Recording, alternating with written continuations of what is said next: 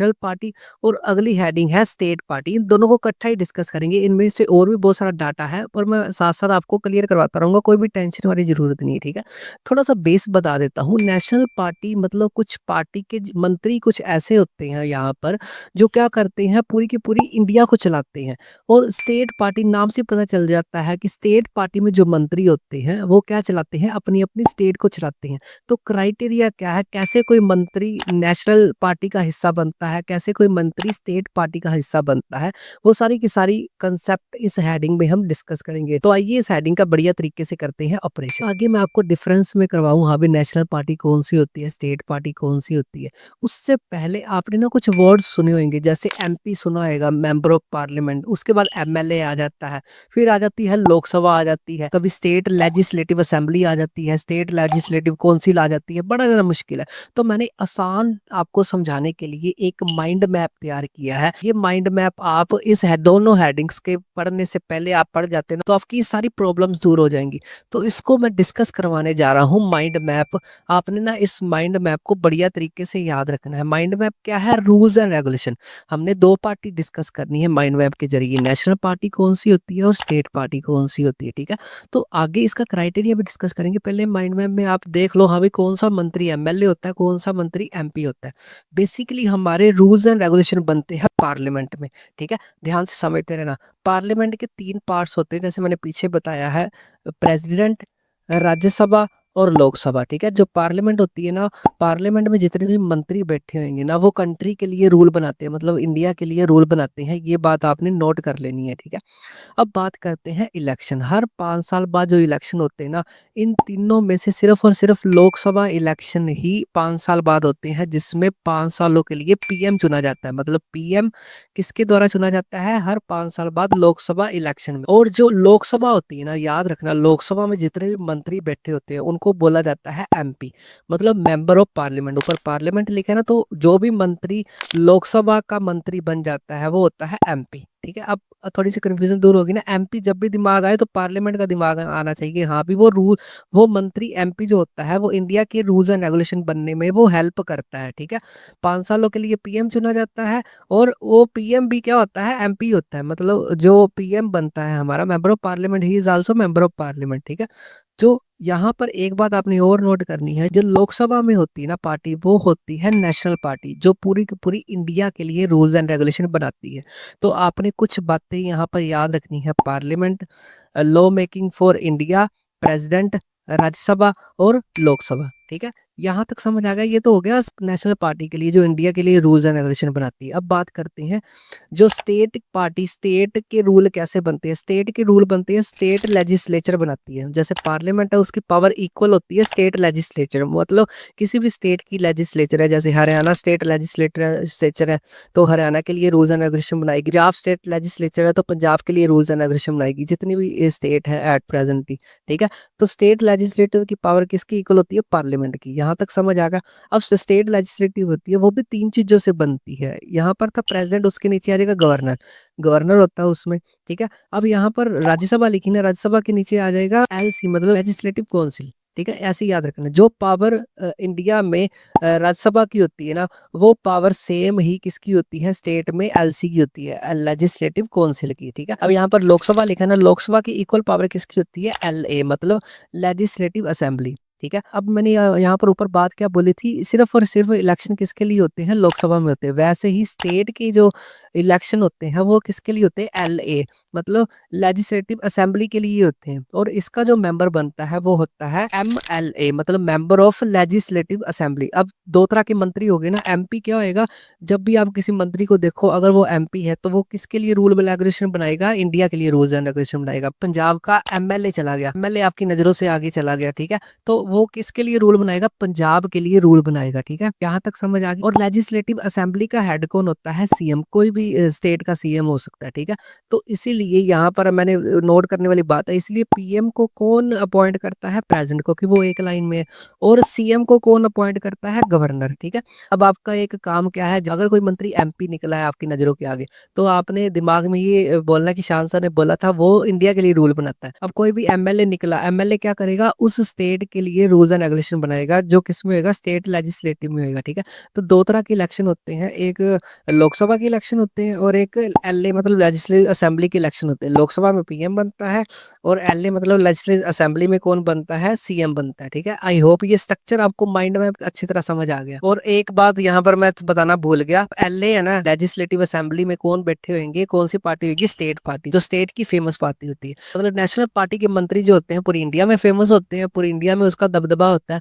और जो state party होती है वो क्या करते हैं? किसी भी स्टेट की फेमस पार्टी होती है। बाकी आगे करेंगे कौन कौन सी स्टेट पार्टी होती है, कौन कौन सी नेशनल पार्टी होती है, वो सारे डिस्कस करेंगे, ठीक है? सीट्स की अगर बात करें, लोकसभा में तो होती है 553, मतलब हर स्टेट की लोकसभा की कुछ सीट्स होंगी, ठीक है? और यहाँ पर लिखा है ना एलए, लेजिस्लेटिव असेंबली की हर एक स्टेट की अलग अलग सीट्स होती है। जैसे पंजाब की बात करें, पंजाब में एमपी की सीट है 13, मतलब 13 योगदान है उसका 553 में। और यहाँ पर एमएलए, एमएलए की सीट कितनी है? 117, मतलब जिस पार्टी को 117 का हाफ मिल जाता है, उस पार्टी का दबदबा बन जाता है, वो स्टेट पार्टी बन जाती है, मतलब उस वो वहां पर सीएम राज करता है उसका, ठीक है? तो यहाँ पर मैं आपको क्यूआर शो कर रहा हूँ, आपकी जनरल नॉलेज, आप क्वेश्चन को इंप्रेसिव बनाने के लिए लिख सकते हो कुछ ना कुछ स्टेट्स का।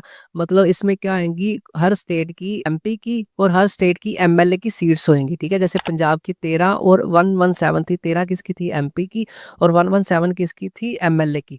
और वैसे ही हर स्टेट की दी गई है, आप इसको याद करके अपने क्वेश्चन को इंप्रेसिव बना सकते हो। आई होप अब आपको ये स्ट्रक्चर अच्छी तरह समझ आ गया। अब बात करते हैं क्राइटेरिया। क्राइटेरिया बेसिकली अब कैसे पता चल जाता है कौन सी पार्टी नेशनल पार्टी है, कौन सी पार्टी स्टेट पार्टी है? इसको समझने के लिए आप एक दिमाग में रखो टेस्ट। मैं क्लास में 10 मार्क्स का टेस्ट लूंगा, 10 में से किसी के आए 5 मार्क्स, किसी के आए 8 मार्क्स, किसी के आए 10 में से 10। तो मैं क्राइटेरिया सेट कर दिया ना, हाँ भी गुड बेटर बेस्ट, मतलब जो 5 है वो अच्छा है, मतलब हाँ भी अगर तैयारी करेगा तो उसके आ सकते हैं अच्छे नंबर। 8 वाला हाँ भी बेटर है, मतलब और भी तैयारी करेगा तो और भी बढ़िया नंबर आएंगे। और 10 वाला बहुत ज़्यादा इंटेलिजेंट है। तो क्राइटेरिया सेट कर दिया ना टेस्ट से। वैसे ही नेशनल पार्टी और स्टेट पार्टी का भी क्राइटेरिया होता है, जो अगर दोनों पार्टी क्राइटेरिया को सेटिस्फाई कर जाती है तो वो स्टेट पार्टी या नेशनल पार्टी बन जाती है। क्राइटेरिया क्या है? जैसे मैंने टेस्ट बोला था।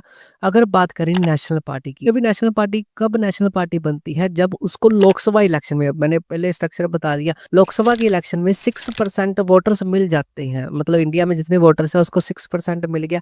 या एक और भी बात, या स्टेट लेजिस्लेटिव असेंबली कोई भी 4 स्टेट में जीत जाता है, या तो ये दोनों होने चाहिए, दोनों में से एक होना चाहिए, ठीक है? या तो 6% वोटर्स होने चाहिए उसके पास, या कोई भी स्टेट असेंबली के इलेक्शन में जीता होना चाहिए, मतलब उसका सीएम बनना चाहिए उस पार्टी का। 4 स्टेट, कोई भी इंडिया की कोई भी 4 स्टेट, ठीक है? प्लस उसके बाद एक क्राइटेरिया और भी सेट कर दिया, क्या है? 4 सीट्स इन लोकसभा, मतलब 4 सीट्स लोकसभा में जीता होना चाहिए। ये दोनों पूरा करता है तभी वो पार्टी नेशनल पार्टी कहलाती है, ठीक है? एक बार फिर समझ लो, एक तो 6% या 4 स्टेट असेंबली के इलेक्शन, और या तो क्या होना चाहिए? 4 सीट्स होनी चाहिए उस पार्टी के पास, मतलब 553 है ना, तो 553 में 4 माइनस कर दो, एक तो वो और एक 6% वोटर्स, या किसी भी स्टेट के क्या होने चाहिए? स्टेट असेंबली की 4 सीट्स होनी चाहिए उसके पास। थोड़ा सा कंफ्यूजिंग लग सकता है, एक दो बार सुनोगे और माइंड मैप साथ में रखोगे, नोट साथ में रखोगे तो बढ़िया तरीके से आपको समझ आ जाएगा, ठीक है? अब बात करते हैं स्टेट पार्टी। स्टेट पार्टी के लिए क्या क्राइटेरिया? 6% सेम ही है। 6% वोट्स किसमें मिलनी चाहिए? यहाँ पर लोकसभा था, और यहाँ पर क्या होना चाहिए? स्टेट लेजिस्लेटिव असेंबली के इलेक्शन। स्टेट लेजिस्लेटिव असेंबली के इलेक्शन में 6% वोटर्स होने चाहिए, प्लस यहाँ पर कितनी सीट जीतनी चाहिए थी उसको? 4 सीट्स, कहाँ पर? लोकसभा में। और यहाँ पर उसको, उस पार्टी को 2 सीट्स इलेक्शन में जीतनी चाहिए, फिर वो स्टेट पार्टी कहलाती है। मतलब पंजाब की अगर बात करें, वहां पर है 117 सीट एमएलए की। एक तो 6% पूरे पंजाब की वोटर्स उसके पास होने चाहिए, 17 में से 2 सीट्स उसको जीतनी चाहिए, तो वो क्राइटेरिया सेटिस्फाई कर देगा, वो पार्टी कौन सी बन जाएगी? स्टेट पार्टी बन जाएगी। तो ये दोनों में डिफरेंस आ सकता है, या दोनों का अलग अलग पूछा जा सकता है। अगला डिफरेंस क्या है? नेशनल पार्टी का बनता है पीएम। नेशनल नेशनल पार्टी का मंत्री क्या कहलाता है, पीएम कहलाता है, और वो पूरी इंडिया के लिए रूल्स एंड रेगुलेशन बनाता है। और स्टेट पार्टी का क्या कहलाता है, सीएम, जो अपनी अपनी स्टेट के लिए रूल्स एंड रेगुलेशन बनाता है। जैसे पंजाब का सीएम अलग होएगा, हरियाणा का अलग, छत्तीसगढ़ का अलग होएगा, सारे का अलग अलग होएगा, ठीक है। अगला डिफरेंस क्या है, ऑपरेट ऑल इंडिया, वो सेम सी बात हो जाएगी, ये ऑपरेट ऑल इंडिया करती है, और स्टेट पार्टी क्या करती है, ऑपरेट विनिंग स्टेट। जो भी पार्टी, किसी भी स्टेट की पार्टी है, वो उस अपनी अपनी स्टेट को ऑपरेट करती है। अब कुछ नेशनल पार्टी आपने याद रखनी है, जैसे बीजेपी। बीजेपी बहुत ज्यादा फेमस है पूरी इंडिया में, ठीक है। बीजेपी के बाद INC, Indian national Congress, etcetera, notes में सारी दे दूंगा, ठीक है। और उधर उधर वाली साइड में क्या है, स्टेट पार्टी, जैसे अकाली दल। अकाली दल हमारे पंजाब में है, अकाली दल एक स्टेट पार्टी है, ठीक है। उसके बाद क्या है, झारखंड मुक्ति मोर्चा, ये झारखंड की एक स्टेट पार्टी है, उसका नाम ऐसे ही याद रखना पड़ेगा। आई होप ये सारा क्राइटेरिया आपको अच्छी तरह समझ आ गया, और ये स्लाइड भी आपको अच्छी तरह समझ आ गई, और जितने भी क्वेश्चन बनेंगे मैं नोट्स में दे दूंगा। आई होप यहाँ तक आपको अच्छी तरह समझ आ गई। नेशनल पार्टी और स्टेट पार्टी से, इससे बाहर आपको कोई भी क्वेश्चन नहीं देखने को मिलेगा, ठीक है। यहाँ तक ये हेडिंग्स खत्म नहीं होती, डाटा है इसके आगे। तो बेसिकली हम डाटा क्या डिस्कस करने जा रहे हैं, कुछ नेशनल पार्टी ये वाली सारी की सारी डिस्कस करने जा रहे हैं। हाँ जी, यहाँ से ना बड़े ज़्यादा क्वेश्चन बनते होते हैं, साथ साथ मैं बताता रहूंगा। और एक एक आपको पॉलिटिकल पार्टी याद रखनी पड़ेगी, उसका लोगो क्या है, और उसकी जो इंफॉर्मेशन जो मैं आपको आगे साथ साथ जैसे जैसे मैं आपको करवाऊंगा। तो आइए स्टार्ट करते हैं। स्क्रीन के ऊपर सबसे पहली जो नेशनल पार्टी है, ऑल इंडिया तृणमूल कांग्रेस, ठीक है। इसकी शॉर्ट फॉर्म जैसे यहाँ पर लिखी हुई है, AITC भी बोला जाता है, आपको आ सकता है फुल फॉर्म ऑफ AITC, तो आपने केवल ही लिखनी होगी, ठीक है। साथ साथ आप इसका लोगो भी देख लो भाई।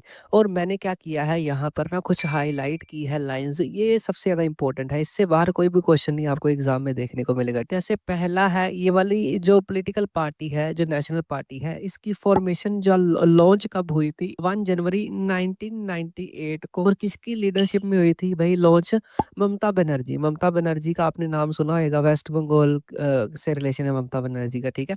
अगली बात आपने क्या याद रखनी है, इसको नेशनल पार्टी का रिकॉग्नाइजेशन कब मिला, 2016 में। मतलब नेशनल पार्टी का क्राइटेरिया उसने वो टेस्ट वाला क्लियर कर दिया, जो मैंने बताया था 6% और 4 सीट्स, ठीक है। तो ये आपने यहाँ तक डाटा याद रखना है। और इसका सिंबल, सिंबल क्या है, फ्लावर और ग्रास, ये सिंबल देख लो भाई। ये सिंबल दिखा के क्वेश्चन आ सकता है एग्जाम में, आइडेंटिफाई द पॉलिटिकल पार्टी, तो आपको बताना होगा भाई। सारा बड़ा डीपली मीनिंग है इसका, इस सभी चीजों का जो हम आगे डिस्कस करेंगे। अगली बात, इसकी committee to secularism and federalism. हाँ, ये इसकी ना आइडियोलॉजी है, हर पॉलिटिकल पार्टी की अपनी अपनी आइडियोलॉजी है। मतलब आइडियोलॉजी मतलब आइडियाज। मान लो बीजेपी की आइडियोलॉजी कुछ अलग होएगी, ठीक है, कांग्रेस की आइडियोलॉजी कुछ अलग होएगी, वैसे ही हर बंदे की आइडियोलॉजी अलग है। आप 10 बंदों से मिलते हैं ना, 10 पर्सन से, तो उनकी उनकी थिंकिंग सोच होती है, तो उसकी आइडियोलॉजी है। तो आइडियोलॉजी बड़ी ध्यान से आपने याद रखनी है। आपको आ सकता है ऑल इंडिया तृणमूल कांग्रेस की आइडियोलॉजी क्या है, तो सेकुलरिज्म और फेडरलिज्म। सेकुलरिज्म का मतलब होता है सभी धर्मों का आदर करना, और फेडरलिज्म का मतलब होता है पावर की डिवाइडेशन करनी लोगों की भलाई के लिए, ठीक है। और एक बात यहाँ पर आपने अगली क्या नोट रखनी है, power in West Bengal since 2011। मतलब 2011 से वेस्ट बंगाल में ममता बनर्जी के अंडर में ये पार्टी छाई हुई है, वहां पर 2011 की बात है। और यहाँ पर जो नीचे वाला डाटा है ना, बस आपने इसको थोड़ा सा लाइटली लेना है। क्यों? क्योंकि ये नोट्स में मैंने लिखा हुआ है। यहाँ पर क्या है, ये वाली पार्टी कहाँ कहाँ पर छाई हुई है, और लोकसभा इलेक्शन में कितना उन्होंने परसेंटेज रिजल्ट प्राप्त किया, लोगों के कितनी वोट्स है। तो आपने ना मेन मेन बातें याद रखनी जो मैंने हाईलाइट की है। आई होप ये वाली पार्टी भी समझ आ गई। अगली पार्टी है बहुजन समाज पार्टी, इसका ऐसे ही याद रखना है, BSP। BSP मतलब ये हाथी वाला है, बहुजन समाज पार्टी का लोगो। पहली बात, ये फॉर्मेशन हुई थी इसकी 1984, किसकी लीडरशिप में, कांशी राम जी की, कांशी राम जी की लीडरशिप में इसकी फॉर्मेशन हुई। अगली बात, जो बहुजन समाज पार्टी है, इसमें इंक्लूड्स क्या है, दलित लोग होते हैं, आदिवासी होते हैं, ओबीसीज होते हैं, रिलीजियस माइनॉरिटीज, जो धार्मिक जिनकी संख्या लोगों की कम होती है सोसाइटी में, वो उस पार्टी में शामिल है। आपको क्वेश्चन आएगा BSP में कौन कौन लोग शामिल है, या किसके लिए बात रखी जाती है, किसके फेवर में रखी जाती है, तो ये सारे दलित, ओबीसीज, अदर बैकवर्ड क्लास हो गया, ठीक है। यहाँ पर अगली बात आपने ये नोट रखनी है, इस पार्टी की इंस्पिरेशंस क्या है, इस पार्टी को किसकी आइडिया ने बहुत ज्यादा प्रभावित किया है। तो टीचिंग्स ले लो या आइडियाज ले लो, शाहू महाराज जी, ठीक है? महात्मा फुले जी, पेरियार रामास्वामी नायकर जी, ठीक है? ये सारे पर्सनैलिटीज़ हैं। और अगली पर्सनैलिटी कौन है? बाबा साहेब अम्बेडकर, बी आर अम्बेडकर जी भी बोला जाता है जिनको संविधान के निर्माता। तो आपको यहाँ से ये क्वेश्चन बन सकता है, हाँ भाई ये पार्टी किसके आइडियाज़ के बेस पे चलती है? और इनकी थिंकिंग आगे आइडियोलॉजी बोल दो, stands for the securing interest and welfare of Dalit and oppressed people. तो ये दलित लोगों के लिए काम करती है। और ऑप्रेस्ड पीपल कौन से होते हैं? जो सोसाइटी में जिस लोगों को कोई भी ध्यान नहीं देता, मतलब ऐसे सेक्शन जो सोसाइटी में कोई भी लोग उसको ध्यान नहीं देता, तो उसकी भलाई के लिए काम करती है। तो ये सारा डाटा याद रखना। जैसे नीचे मैंने पहले ही बता दिया, बार-बार यही बोल लूँगा। नीचे क्या बताया हुआ है, इंडिया के कौन-कौन से स्टेट में ये पार्टी फेमस है और लोकसभा चुनावों में कितने परसेंटेज वोट्स उसको मिली है। वैसे भी आपने नोट्स में सारे क्वेश्चन मिल जाएँगे, आपको कोई टेंशन लेने की ज़रूरत नहीं है, ठीक है? आई होप ये भी पार्टी आपको अच्छी तरह समझ आ गई। उसके बाद अगली पार्टी है बीजेपी। बीजेपी की फुल फॉर्म क्या है? भारतीय जनता पार्टी। लोगो देख लो। और इसकी फॉर्मेशन फाउंडेड कब हुई थी? 1980 1980 को फाउंडेशन हुई थी। और रिवाइविंग किया गया था। रिवाइव का मतलब क्या होता है? एक भारतीय जनसंघ था, वो मतलब इनएक्टिव था, उसको एक्टिव किया गया। और जो किसने बनाया था? श्यामा प्रसाद मुखर्जी ने इन 1951, मतलब 1951 में एक ग्रुप बना था, श्यामा प्रसाद मुखर्जी ने बनाया था भारतीय जनसंघ। उसको रिवाइव करके 1980 में ये पार्टी की फॉर्मेशन की गई, ठीक है? और ये एशियन कल्चर के ऊपर ज़्यादा वैल्यू देती है, मतलब ये पार्टी एशियन पुराने कल्चर की, इंडिया का जो पुराना कल्चर था उसको रिन्यू करके बढ़िया तरीके से लोगों के आगे रिप्रेजेंट करना चाहती है।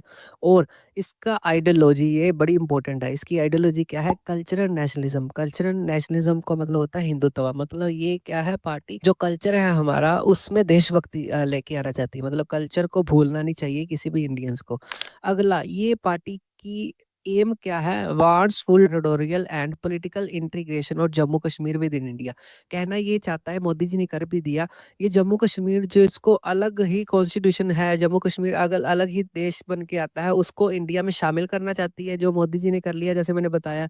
तो इसका ये क्यों करना चाहती है? ताकि सभी तरफ इंडिया में एक ही रूल्स एंड रेगुलेशन फॉलो किया जाए। ऐसे ना हो इंडिया में अलग-अलग स्टेट्स में अलग-अलग रूल हो, मतलब एक ही रूल इंडिया के लिए होना चाहिए, ठीक है? आगे क्या है जो हाइलाइटेड है? इसकी सपोर्ट कब बेस मतलब बढ़ना शुरू हुआ है इस पार्टी को, कब लोगों ने समर्थन ज़्यादा देना शुरू किया?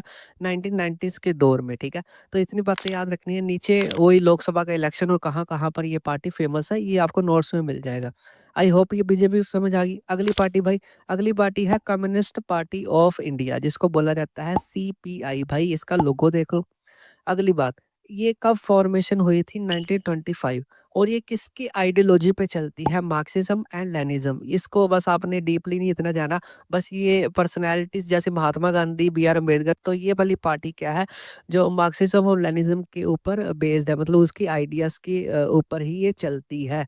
इसका मतलब क्या है? वो कौन से आइडियाज़ हैं? वो सेकुलरिज्म एंड डेमोक्रेसी को प्रमोट करते हैं।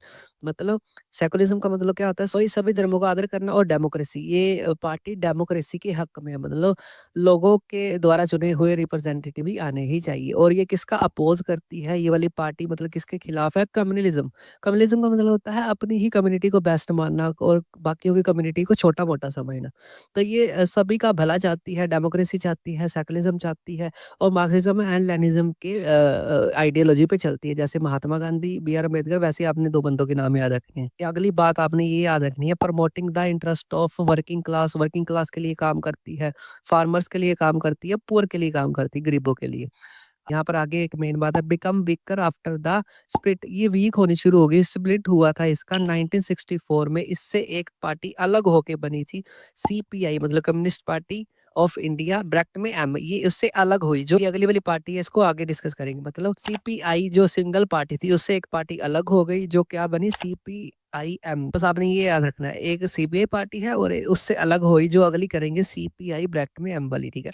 आगे थोड़ा-सा डाटा दिया हुआ है कौन-कौन सी स्टेट्स में छाई हुई है और लोकसभा चुनावों में कितने उनको परसेंटेज वोट्स मिले, ठीक है? अब बात करते हैं वही अगली पार्टी सीपीआई-एम वाली। इसको क्या बोला जाता है? Communist Party of India, Marxism. मार्क्सवाद के ऊपर बेस्ड होती है, ठीक है? और ये मार्क्सवाद मतलब बेसिकली जैसे महात्मा गांधी, बी आर अम्बेडकर, जैसे मैंने पहले बताया था। इसका लोगो देख लो।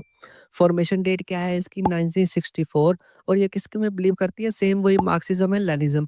और ये सपोर्ट किसको करती है? Socialism secularism and democracy. Socialism मतलब सभी को सोसाइटी में इक्वालिटी मिली चाहिए, और सेकुलरिज्म सभी धर्मों का आदर करना चाहिए, और डेमोक्रेसी के हक में। और अपोज किसको करती है, वही सेम सी इंपीरियलिज्म एंड कम्युनिज्म। मतलब ये ऐसी सोच को खिलाफ है जो सिर्फ बोले कि हाँ भी हमारा धर्म हम या कुछ सोसाइटी के सेक्शन ही बेस्ट है, बाकी सारे ऐसे ही हैं, ठीक है। और ये क्या एक्सेप्ट करती है, डेमोक्रेटिक इलेक्शन। इलेक्शन जो होने चाहिए डेमोक्रेसी से होने चाहिए, ऐसा ना हो राजा महाराजाओं का राज होना चाहिए, लोगों का राज होना चाहिए। 5 सालों के लिए जिसको लोग सेलेक्ट करें वही राज करे। आगे सेम सी बात बोलूंगा, कौन कौन सी स्टेट में फैली हुई है ये वाली, और लोकसभा में कितने उसको वोट्स मिले, वो सारे आपको नोट्स में मिल जाएंगे। सेकंड लास्ट जो पार्टी है वो कौन सी है, इंडियन नेशनल कांग्रेस। इसको कांग्रेस पार्टी भी बोला जाता है। इसकी शॉर्ट फॉर्म क्या है, आईएनसी, हाथ का पंजा इसका लोगो है। और इसको पॉपुलरली क्या बोला जाता है, कौन से नाम से पॉपुलैरिटी मिली इसको, कांग्रेस पार्टी के नाम से, ठीक है। ये सबसे ज़्यादा ओल्डेस्ट पार्टी है वर्ल्ड की। अगर वर्ल्ड की बात करें तो ये सबसे ज़्यादा ओल्डेस्ट पार्टी है। अगर आपको आ जाए क्वेश्चन यहाँ से ये बनता होता है, वर्ल्ड की सबसे ओल्डेस्ट पार्टियों में से पार्टी कौन सी है, कांग्रेस पार्टी। फाउंडेशन डेट याद रखनी है 1885, ठीक है। और ये played a dominant role in Indian politics. Indian politics में बड़ा ज़्यादा इसका डोमिनेंट मतलब बहुत ज़्यादा रोब दाग, बहुत ज़्यादा छाया हुआ रोल रहा है। कौन-कौन सी पार्टी है, नेशनल और स्टेट दोनों पार्टी है ये वाली। नेशनल पार्टी भी बनी और स्टेट पार्टी भी बनी। आफ्टर इंडिपेंडेंस, इंडिया की इंडिपेंडेंस के बाद ये नेशनल पार्टी भी बनी और स्टेट पार्टी भी बनी, ठीक है। Under the leadership of Jawaharlal Nehru, ये वाली जवाहरलाल नेहरू जी की लीडरशिप में इसने बहुत ज़्यादा स्ट्रॉन्ग उस समय गढ़ अपना मजबूत बना लिया था, और जिसपे उन्होंने क्या किया, modern secular democratic Republic in India, मतलब मॉडर्न तरीके से डेमोक्रेसी को इन्होंने विस्तार किया उस समय जवाहरलाल नेहरू जी की लीडरशिप में। ये चाहते थे कि डेमोक्रेसी होनी चाहिए मॉडर्न तरीके से। अगली बात आपने क्या नोट रखनी है, रूलिंग पार्टी बनी सेंटर में टिल 1977, और उसने राज कब तक किया, 1980 से लेके 1989, मतलब इतने सालों तक इस पार्टी ने राज किया। आफ्टर 1989, लास्ट वाली लाइन में क्या कहना चाहता है, इसकी सपोर्ट डिक्लाइन होगी। मतलब हर पार्टी कोई ना कोई ऐसे ही काम करती है जिससे लोग उसको पसंद करते हैं, और कुछ ऐसे काम भी करती है जिससे लोग उसको नहीं पसंद करते, फिर उनकी सपोर्ट खत्म हो जाती है। उसके बाद वही कौन कौन से स्टेट में फैली हुई है और लोकसभा में कितने परसेंटेज वोट मिले, ये सारा का सारा नोट्स में मिल जाएगा, कोई बात नहीं, कोई टेंशन वाली बात नहीं। लास्ट पार्टी है नेशनलिस्ट कांग्रेस पार्टी। ये कांग्रेस के नाम से ना कंफ्यूज मत होना, ये इसकी शॉर्ट फॉर्म और फुल फॉर्म ध्यान से याद रखना। इसकी शॉर्ट फॉर्म क्या है, एनसीपी। साथ में इसका लोगो भी देख लो, और इसकी फॉर्मेशन डेट है बड़ी आसान है, 1999, मतलब 1 3 बार 9 है, ठीक है। और ये कांग्रेस पार्टी से स्प्लिट होके बनी है, मतलब कांग्रेस पार्टी से अलग होकर ये वाली पार्टी बनी है। यहाँ से क्वेश्चन आ सकता है, कांग्रेस पार्टी से अलग होकर कौन सी पार्टी बनी, तो ये वाली एनसीपी, ठीक है। उसके बाद ये डेमोक्रेसी को सपोर्ट करती है, गांधीयन सेकुलरिज्म, गांधी जी की जो सेकुलर प्रति सोच थी, हमें सभी धर्मों का आदर करना चाहिए, उसके ऊपर बेस्ड है। इक्वालिटी के ऊपर बेस है। सोशल जस्टिस मिलना चाहिए सभी को, समाज में प्रॉपर जस्टिस मिलना चाहिए, ठीक है। फेडरलिज्म मतलब पावर का डिवाइडेशन होना चाहिए लोगों की भलाई के लिए, ये सारा आपने याद रखना है। और लास्ट में एक लाइन ये भी देख लो, मेजर पार्टी इन महाराष्ट्र, ये महाराष्ट्र में सबसे ज्यादा इसका दबदबा है। और बाकी लोकसभा में लास्ट में चुनाव में कितने परसेंट मिले वो आपको नोट्स में मिल जाएगा। तो ये था एक एक पार्टी के बारे में डिस्कशन। यहाँ से आपको सारे क्वेश्चन नोट्स में मिल जाएंगे, कोई टेंशन की जरूरत नहीं। आई होप ये नेशनल पार्टीज की जितने भी मैंने कंसेप्ट कराए हैं आपको अच्छी तरह समझ आ गई। नेशनल पार्टी और स्टेट पार्टी की डेफिनेशन के बाद अभी तक हमने ना नेशनल पार्टी 6 या 7 जितनी भी मैंने आपको करवाई है, इससे बाहर कोई भी क्वेश्चन आपको एग्जामिनेशन में कोई भी देखने को नहीं मिलेगा। आगे हम ना स्टेट या रीजनल पार्टी के बारे में डिस्कस करने जा रहे हैं। डरो मत, इतनी ज्यादा नहीं डिस्कस करेंगे हम ना, कुछ ऐसे रैंडमली डिस्कस करेंगे, और बाकी मैं सारी नोट्स में दे दूंगा कौन कौन सी स्टेट्स पार्टी आपने याद रखनी है, कोई भी टेंशन की बात नहीं है। तो इसको स्क्रीन के ऊपर लेते हैं इस मैप को। जैसे वैसे तो 28 स्टेट और 8 यूटीज है, इम्पॉसिबल है कि हाँ भी कौन सी स्टेट में स्टेट पार्टी नई भी आ जाती है, ठीक है। कुछ पुरानी होती है, इतनी याद नहीं करनी, हम रैंडमली कुछ ना कुछ याद करने जा रहे हैं, ठीक है। फॉर एग्जाम्पल हम जम्मू कश्मीर की बात करें तो जम्मू कश्मीर में कौन कौन सी 3 पार्टीज हैं, मतलब जम्मू कश्मीर में किस 3 पार्टियों का बोलबाला है। जैसे आप देख पा रहे हो, जम्मू कश्मीर नेशनल कॉन्फ्रेंस है, डेट याद रख लो 1939 से बनी हुई है ये, ठीक है। दूसरी party Jammu Kashmir national panther parties है, इसके सिंबल भी देख सकते हो आप साथ साथ। लास्ट पार्टी है जम्मू कश्मीर की पीपल्स डेमोक्रेटिक पार्टी, 1999 में बनी थी जो, ये थी जम्मू कश्मीर की रीजनल पार्टी, जो स्टेट पार्टी भी बोल सकते हो जिसको, ठीक है। आगे अगर रैंडमली चले तो ईस्ट में अगर मैं मणिपुर का आपको दिखाऊं तो मणिपुर में एक फेमस पार्टी है पीपल्स डेमोक्रेटिक अलायंस पार्टी, जो वहाँ की फेमस पार्टी बोला जा सकता है, वहाँ की स्टेट पार्टी है। आगे हम ना थोड़ा सा अगर नीचे की तरफ जाते हैं तो नीचे जैसे केरला है, केरला में कौन-कौन सी पार्टी है? 2 ही है, ठीक है? केरला कांग्रेस है 1964 में बनी थी जिसकी फाउंडेशन हुई थी। उसके बाद नीचे वाली है इंडियन यूनियन मुस्लिम लीग जो केरला की है 1948 की, ठीक है? अब आप इस चीज़ को देख के समझ आ गई होगी आपको हाँ, स्टेट में अलग-अलग स्टेट पार्टीज़ है जो हम डिस्कस कर रहे हैं। उसके बाद लास्ट में अगर देखें तो थोड़ा-सा ऊपर जाते हैं कर्नाटका, कर्नाटका में है जनता दल, ठीक है? सेकुलर पार्टी है जो 1999 को बनी थी। यहाँ पर एक भी नीचे नोट लिखा है आल्सो इन केरला, केरला में भी है, ठीक है? तो कुछ पार्टीज़ क्या होती हैं 2 स्टेट्स या 3 स्टेट्स में फेमस हो सकती है, कोई दिक्कत वाली बात नहीं। यहाँ पर हेडिंग खत्म होती है नेशनल पार्टी और स्टेट पार्टी जो मैंने बोला था दोनों इकट्ठी करवाऊँगा यहाँ तक। आई होप यहाँ तक आपको बेसिक कांसेप्ट चैप्टर का अच्छी तरह समझ आ गया।